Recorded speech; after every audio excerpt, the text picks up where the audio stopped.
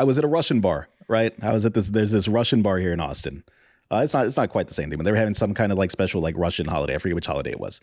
And I was there with some buddies that were like, they have Russian roots, right? And we were drinking vodka because it's a Russian bar. So they just have all this, they just have this wall of different flavored vodkas. And it's wild. They have like blue cheese vodka and garlic pepper vodka. And some of the ones that sounded like they would be awful were actually some of the best ones. And we're there and they're like, oh, they're like, by the way, they're like, they've got a full wardrobe over here. They're like, we're going to hook you up in like Russian garb. So I was there drinking vodka all night in like this like Russian like soldier jacket with like the hat on. And it was fucking great. And they were telling me stories about like Russia and I was like, this is cool. And I felt like I was celebrating. I didn't feel like I was appropriating. But if someone had just taken a picture of me in that moment, it looks like a Mexican dude in fucking Russian costume just appropriating the culture, right?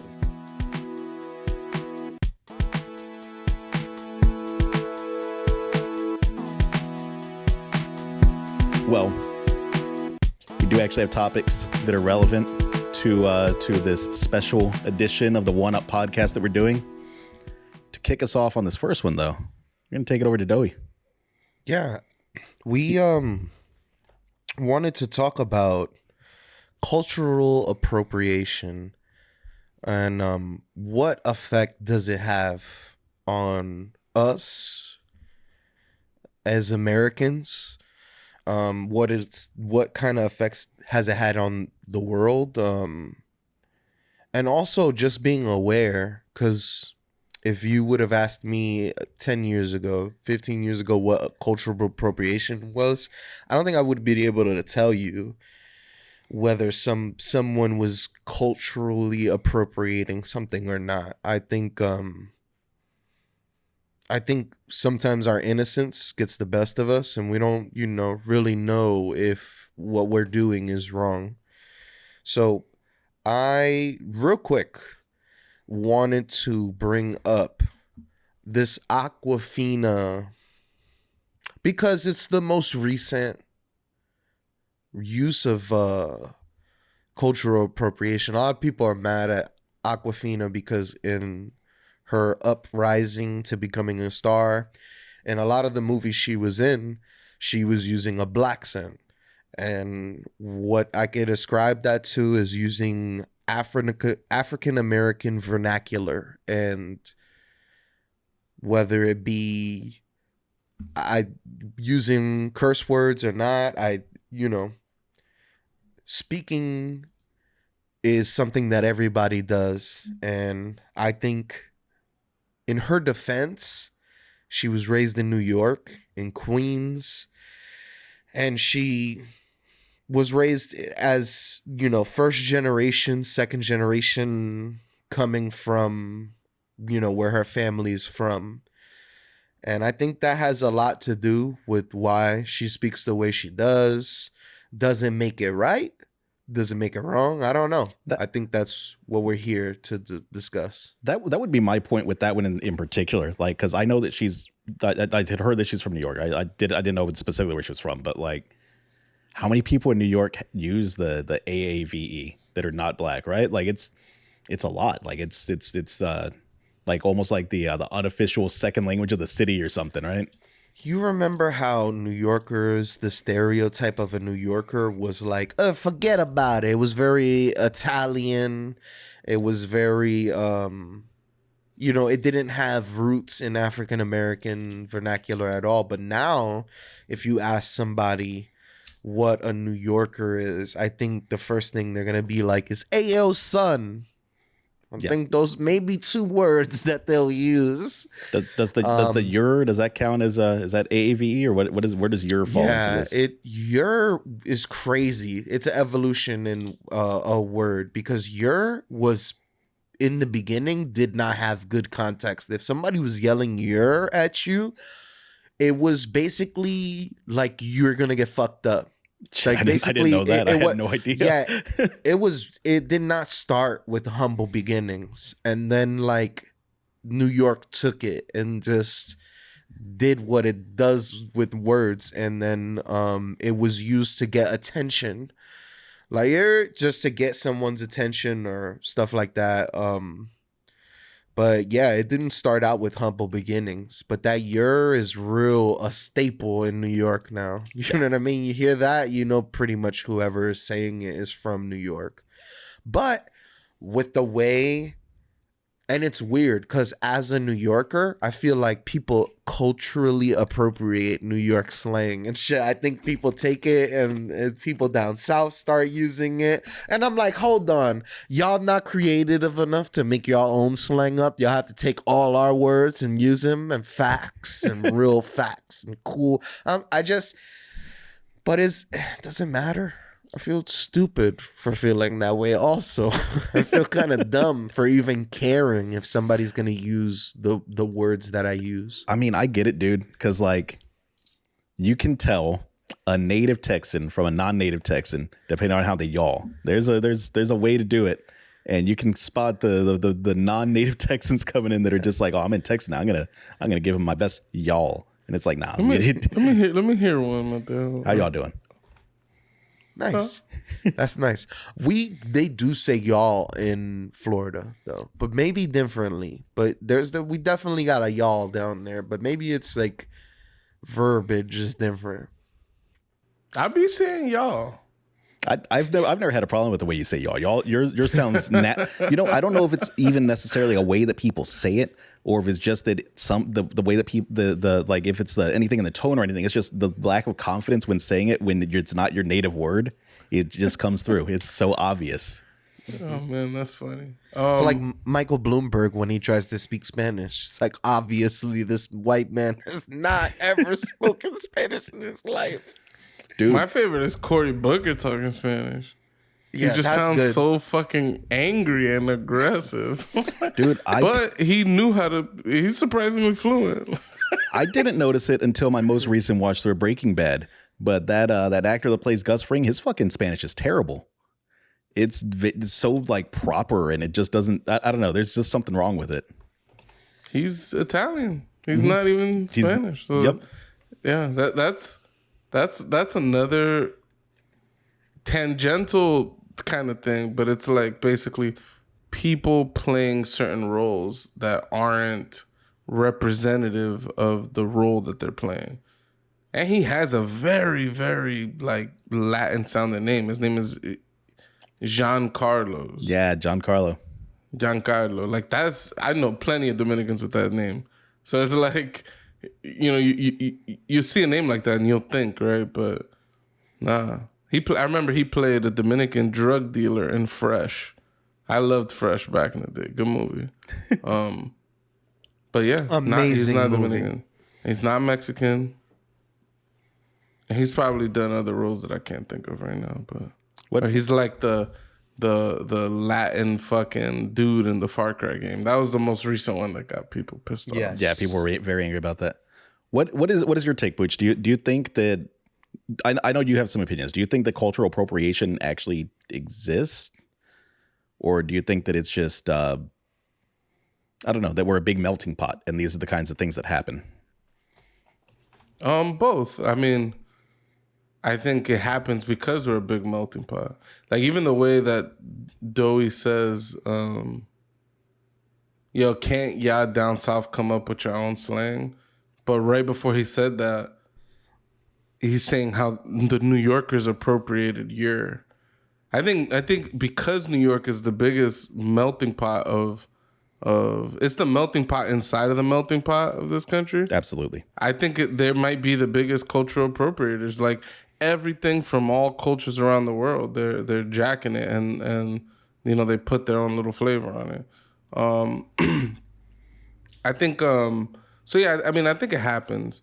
When does it? Whether it's a bad thing is the part where I'm like, I don't know. That's the question that I'm curious about. When does it? Because we all know it happens, right? I think we all agree that it exists, and I think that we all think that there are examples of it not being necessarily a bad thing. But when does it cross over? When does it become a bad thing to culturally appropriate? Because I don't know if I can explain it, but I can tell you that when I see it. A white dude putting on the sombrero and the mustache and the fucking poncho on Cinco de Mayo and going around drinking Mexican beer and telling all the bartenders gracias or whatever. That's cultural appropriation. I don't fucking like it. It's fucking gross. Grassy ass. Yeah, Yeah. Michael Bloomberg should not be able to speak Spanish on fucking Cinco de Mayo. Like that's bad, but that's like an extreme bad. Like where is the actual line at? You know? Yeah. Yeah. That's also interesting because I feel like as I'm not Mexican, so maybe I have no right to even make these types of claims. But from the Mexican people I know, a lot of them don't even view Cinco de Mayo like this big fucking holiday. So it's like it's almost like more American than anything else at this point. And it's like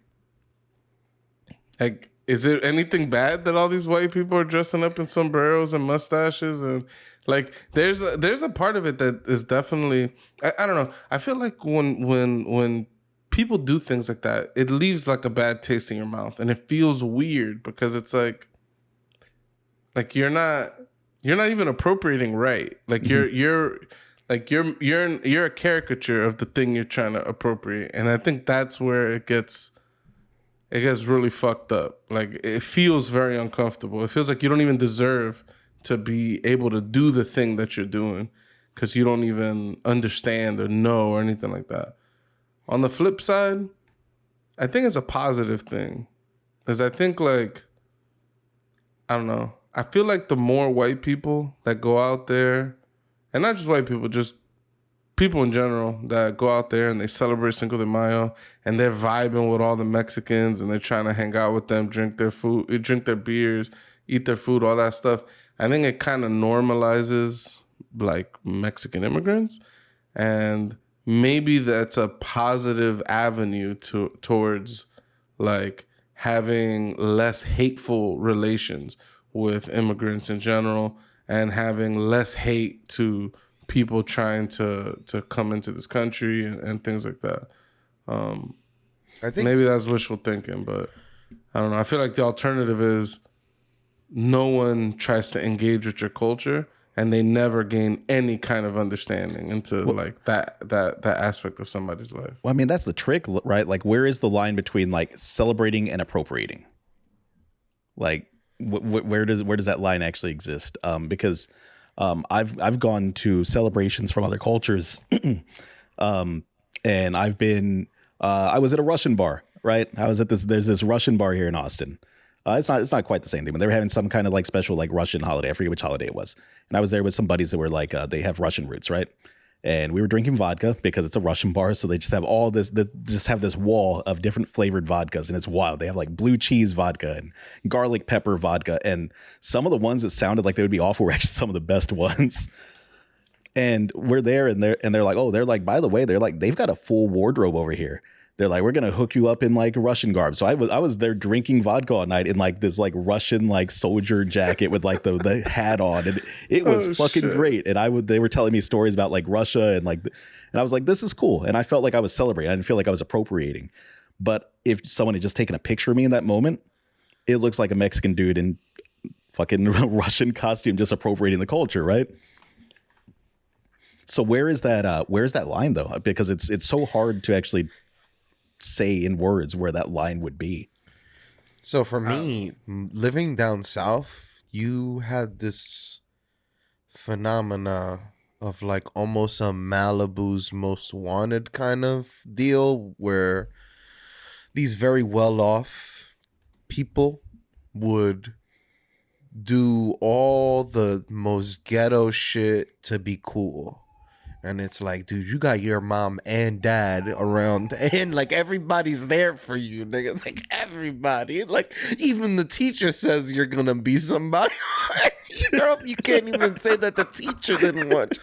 So it's like, even for me, I've been friends with these people on some people are authentic and some people are doing it just to be cool, and then some people shed that former image of themselves, and who's to say who's authentic or not, but I think that type of use is a little egregious sometimes. I can't say that now anymore because I feel like the way that hip hop and African American culture and the way that it's I don't know how things work outside of America. I don't know if other countries celebrate other people's nationalities and stuff like that. I'm not sure how it works in other places, but this is what we do in America. And I think for the most part, it's in good spirit. I don't think just because we have a Black History Month that means that we're all culturally appropriating the month because we're speaking about it. You know what I mean? Like, I don't think like I think there are good and bad ways, but I don't know if they're harmful. You know what I mean? Even those people that I spoke about that were very well off, they married a Black woman and you marry Black males, and it's just so like it seems like for the most part it did good for them Like it to, was genuine. It wasn't then just putting on an act or yeah, trying yeah, to wear a costume or something. they really loved what they learned about the culture and what they, I've always said, if an Indian woman comes my way and she's gonna bag me. She's gonna bag me because it's gonna happen. I have a little Indian children. I'm gonna culturally appropriate the Indian culture, and I'm gonna get Indian children. I'm gonna be strong people. So Minty one thing, cocks. Joe, one thing that I thought was weird, in particular with the Aquafina situation, was like you said, she's from New York. You said she's from Queens. A lot of people point out, oh, she's from Forest Hills, and that's Is that like ritzy? Not really. It's It's just not it's a working class neighborhood. yeah, So a lot like of most, like just working class people. but it borders really rough neighborhoods in Brooklyn. So like you can walk from there and half a mile away, you'll be in a rough area. Yeah, but I mean, Like, I think in general, Forest Hills is one of the better neighborhoods that you'll find in like, yeah, you know, for 19 sure. Queens or whatever. It's not Safer. the best, but like Safer. it's a place you'd probably rather want to live. And then people point out it's only 5% Black, so there's no Yes. reason that she should be speaking with the Black accent. Is like a thing that people say, which I find kind of odd, only because like to Doe's point, all these people live close to one another. These people, everybody goes to school with each other. Especially in New York, like I don't know, like you could grow up in like Washington Heights, let's say, predominantly like Dominican. There's Black people, a lot of Puerto Ricans, and it's like they all talk with what people would call a Black accent. Not to say a lot of those people are Black themselves, but they're not African American, right? Which is what people mean when they say a Black accent. Mm-hmm. Some people go so far as to say that like a Black English immigrant or Jamaicans shouldn't speak a certain way, even though they got Black skin, right? I remembered you mentioning that. I was just talking about that with someone the other day. I was like, there's some distinctions that I've heard in even within like just sub communities of like of Black people. It's interesting. It's things you don't think about, but it should be obvious though, because I know there's that level breakdown with like, you know, Latinx people. Like it's crazy, like the distinctions there. Or like what you mentioned before we started the pod. You said, can you culturally appropriate a white people? Yeah. And my knee-jerk reaction was nah, because they're the dominant like race, so their culture is just the culture we all already live under. But then you were like, I'm not gonna wear a kilt, and I was like, huh, I didn't even think about different like there are the subcultures, you know, white people, there's subcultures from different places, and then I'm like, yeah, you could totally fucking culturally appropriate. Yeah, right? dude, exactly. Like I'm not dressed up like a fucking leprechaun on St. Patty's Day. I'm not going around talking in an Irish accent. You know why? Because I feel like it'd be offensive. I'd feel like that's an offensive thing to do. It's me using someone else as a caricature. Can I say that the Irish accent kind of hot? Dude, the Irish accent is cool as hell. It's one of my favorite accents. Yeah, I appreciate it. Dory only thinks in what gets his cock hard, apparently. No, but I just like I it just as love your a. last comment was an Indian's gonna bag me. Quiet for 5 minutes. The Irish accent is actually pretty hot. Hot and ready. But yeah, I think that the speed or really the eagerness to want to label people like, oh, this person's a piece of shit because they speak with a black accent. I don't know. I just find this so weird. It kind of comes down to that hip hop conversation we had about like how people always want like authenticity in punk rock and hip hop. People care so much about authenticity. It's like, oh, their music's all right, but are they living out of the van? Because if they're not living out of van, they're not actually fucking punk rock, right? Did they struggle? How much did they struggle? Did they struggle enough? And we've done the same thing. We were analyzing Chet Hanks. Like, is Chet Hanks cultural appropriating, or is it he just loved the culture and wants to celebrate it? I can't answer that question. I don't have any insight into Chet Hanks' shallow, empty head weird. Or his heart. That was weird.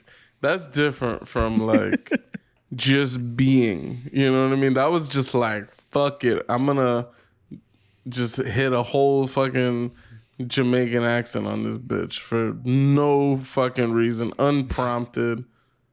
Do y'all remember? I'm gonna be honest, it was very authentic. Do y'all remember? Very weird. Do y'all remember when Madonna just straight up had a British accent for no reason back in like the 90s? I don't know if y'all remember that or not. My mom was a huge Madonna fan, so I remember it just being like she would watch interviews and like I remember one year she just talked normally, and then the next year British accent, no fucking reason, no explanation ever given. It's like Nicki Minaj saying she has a small British child living inside of her that comes out. What?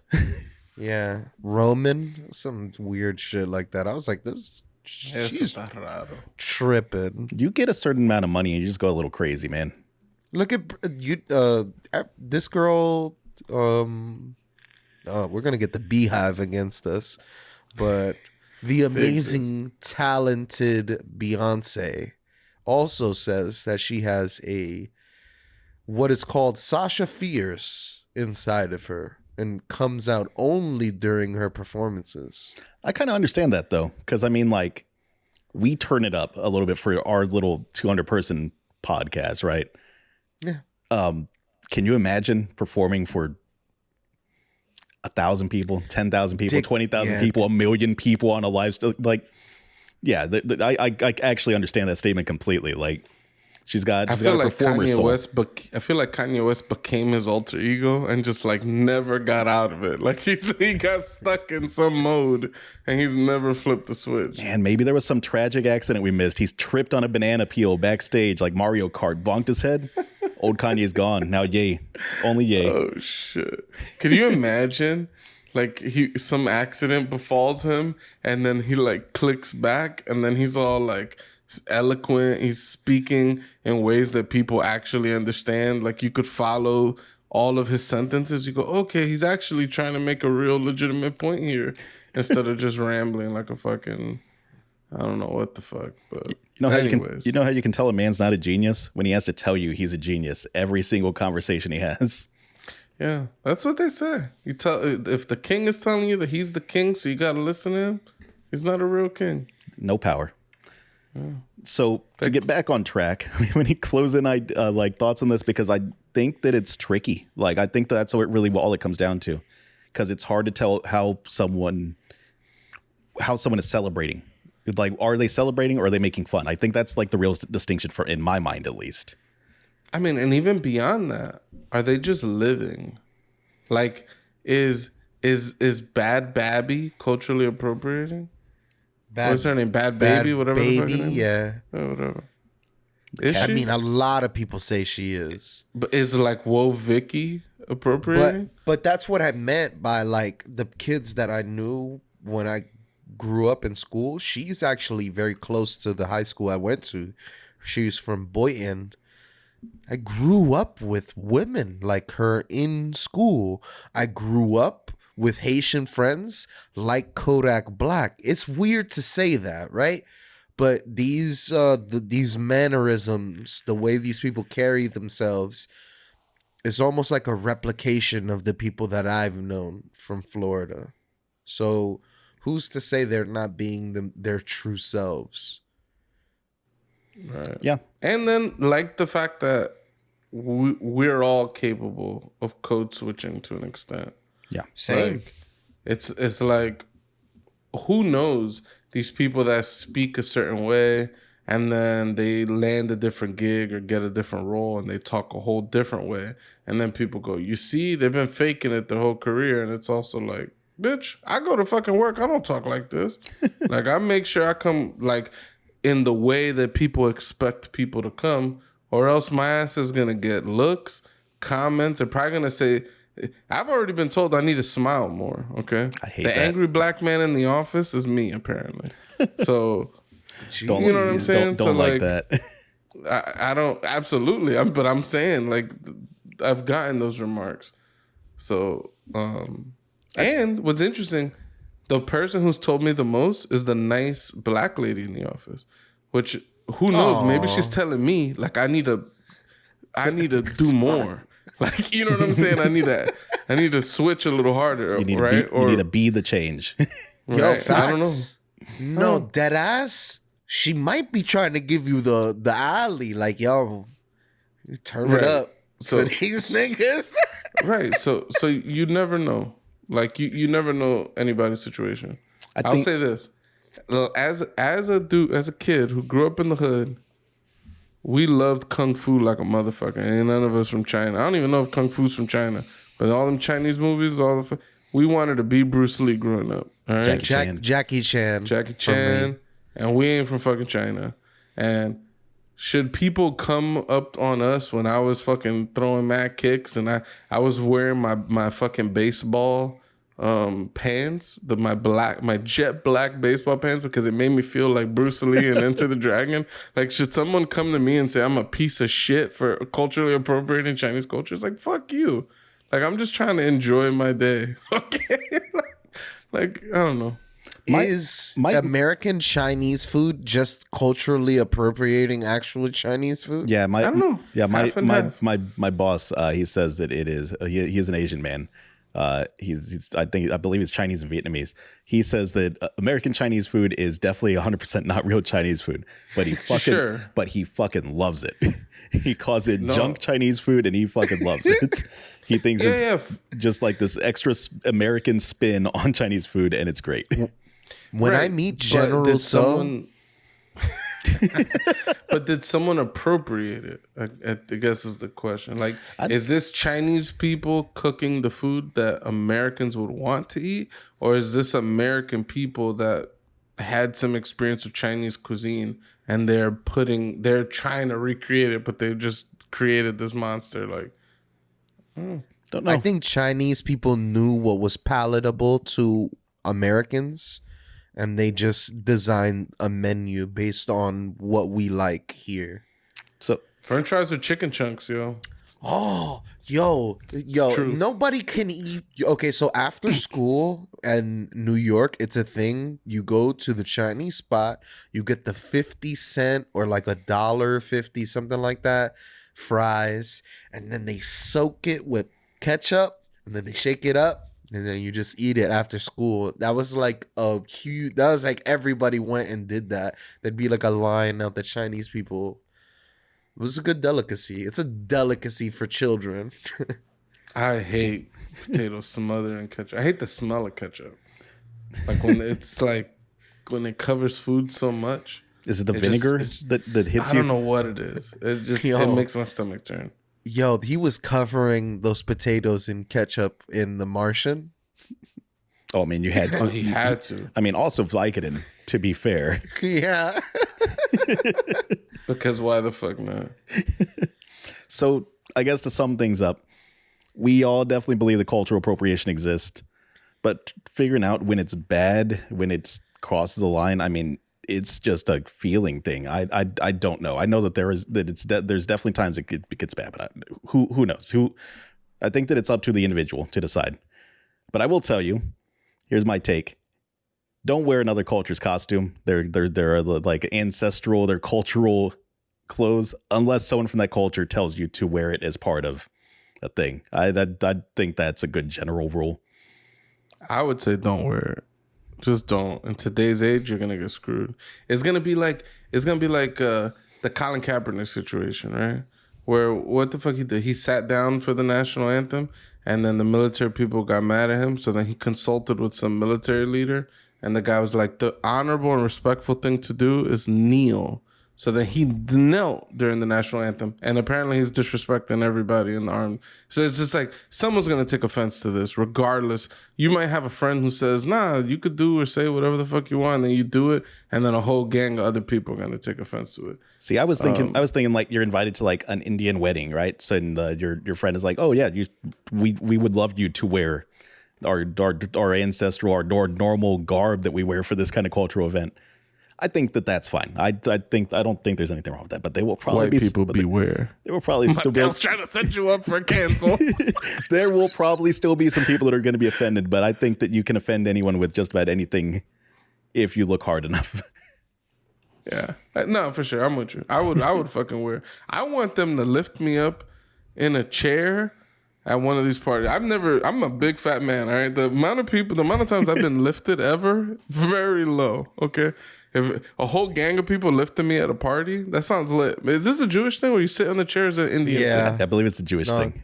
But Jewish then in the Indian parties, they lift you too. Maybe you're just like laid out like that, and they're just throwing you in the air. That sounds fucking lit. Like you're on a human trampoline. That's just crazy. I definitely need to go to more weddings from other cultures because I think that would be awesome to experience.